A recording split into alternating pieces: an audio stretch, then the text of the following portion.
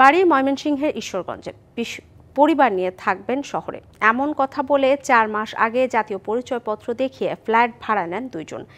এতদিনে সেখানে থাকছিলেন 4 জন। সম্প্রতি র্যাবের অভিযানের পর তারা রোহিঙ্গাদের সশস্ত্র সংগঠন আরসার সদস্য জেনে বিস্মিত স্থানীয়রা। পুলিশ বলছে, মিয়ানমারের আরাকানের এই 4 বাসিন্দা এর আগে থাকতেন কক্সবাজারের রোহিঙ্গা ক্যাম্পে। গেল রবিবার মধ্যরাতে ময়মনসিংহ নগরীর নতুন বাজার মোড় এলাকায় অভিযান চালায় র্যাব।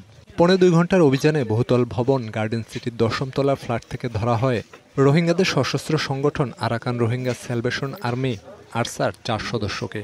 2 শিশুও ছিল তাদের সঙ্গে। এ ঘটনায় মঙ্গলবার রাতে 10 জনকে আসামি করে সন্ত্রাস বিরোধী ও বিশেষ ক্ষমতা আইনে 2টি মামলা হয় ময়মনসিংহের কোতোয়ালি মডেল থানায়। মাঠের অলরাউন্ডার আমি, আর ঘরের অলরাউন্ডার টাইলক্স। টাইলক্স টয়লেট ক্লিনার, ক্লিন মানেই টাইলক্স।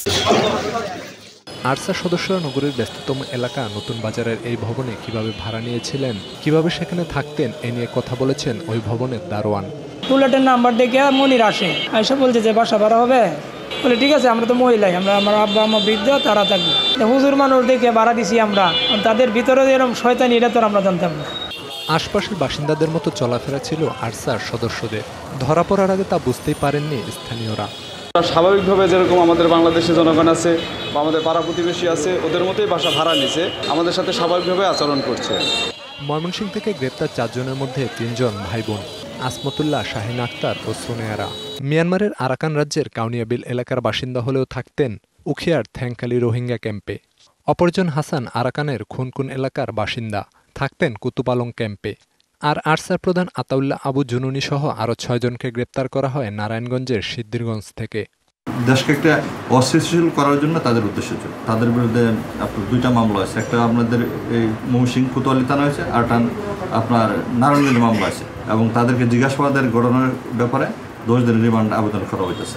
মামলায় আরসার সদস্যদের কাছ থেকে 30 লাখ টাকা, 12 ভরি স্বর্ণ, বিদেশি মুদ্রা, আরসা আর্মি লেখা 15টি নেম প্লেট, মিলিটারি শার্ট সহ বিভিন্ন সরঞ্জাম জব্দ দেখানো হয়েছে। DBC news desk.